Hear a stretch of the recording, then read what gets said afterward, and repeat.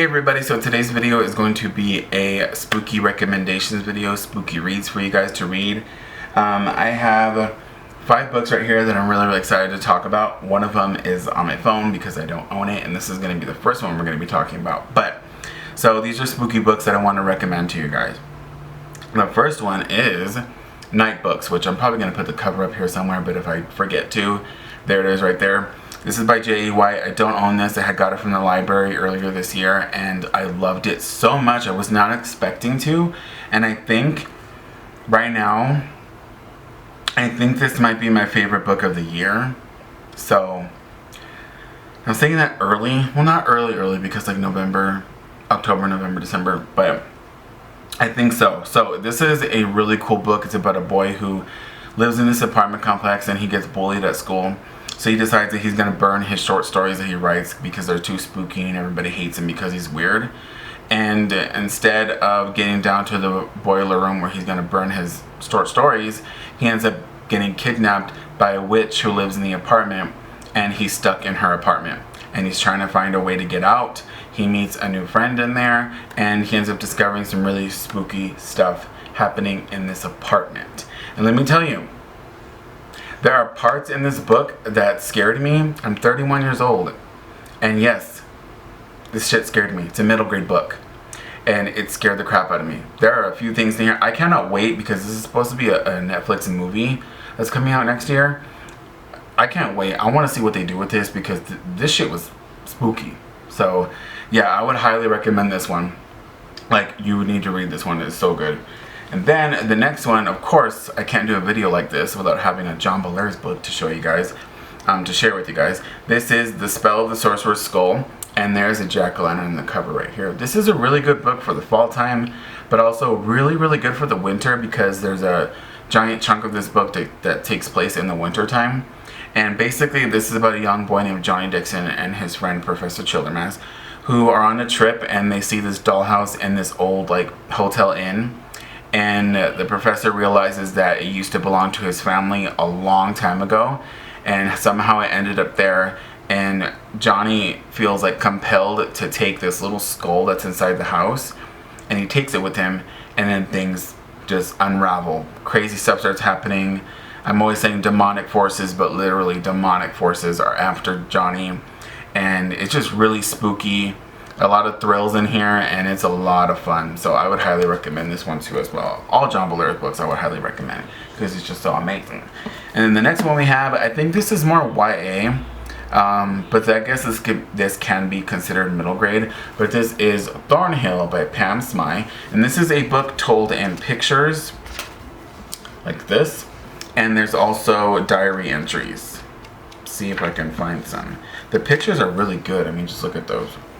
So the diary entries, oh, here we go. Yeah, diary entries. And this is a really sad book, but there's also parts in here that are really spooky and very unnerving and uncomfortable. Yeah, so I really enjoy this book. It's a really spooky, like ghost stories type read, and it's also really sad, but it is so good. So I would also highly recommend this one, and it's a really quick read. It looks huge, right? But a lot of it's pictures, so it's really quick.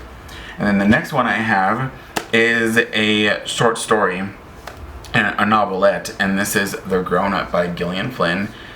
I love this book. I read it every year. On the back it says, "You like ghost stories?" I read this every year because it's that good, and this is the type of book that there's not really like a lot of scary shit going on in here. I mean, there are a few things that are really spooky, but this one will fuck with you.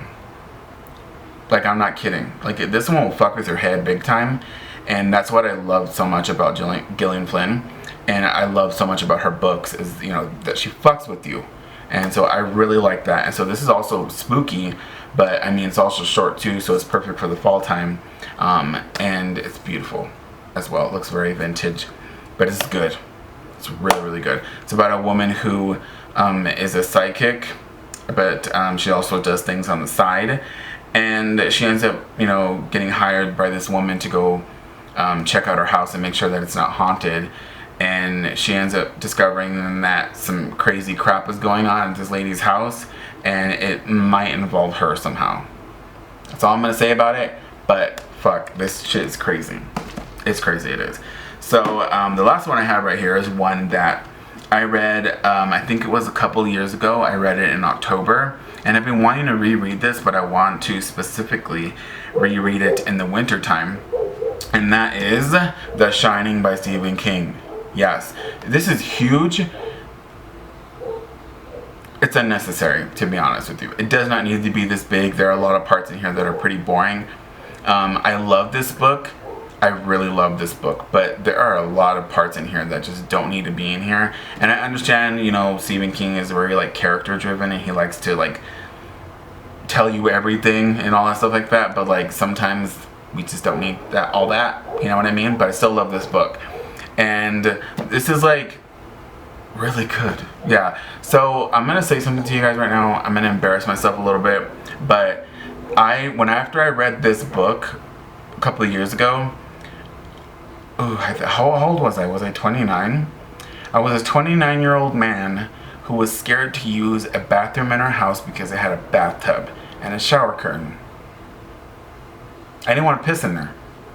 So that should tell you. And I love horror movies. So that should tell you. And I love the movie, but the book did that to me. Yeah, so that right there should tell you that this shit is some fucked up crap, and it's also really good. Everybody knows what The Shining's about, so I don't need to explain it. But damn, bitch. And I'm also really excited to see Dr. Sleep. I was gonna read it, but like, I don't know. We'll see about that. But The Shining, go read it. So I will see you guys next time with another video. Go check out all these books that I have right here: The Grown Up, The Shining, Thornhill, The Spell of the Sorcerer's Skull, and Night Books. And I will see you guys next time with another video. I really hope you guys found some books that you might want to read this year or next year or anytime, you know, throughout the year. But I just do these types of videos during October because I find them really exciting, and you guys get to find out more books, and also you guys get to recommend some books to me down below, so don't forget to do that. And I will see you all next time. Bye. He did the mash. He did the monster mash. The monster mash. It was a graveyard smash. He did the mash. It caught on in a flash. He did the mash. He did the monster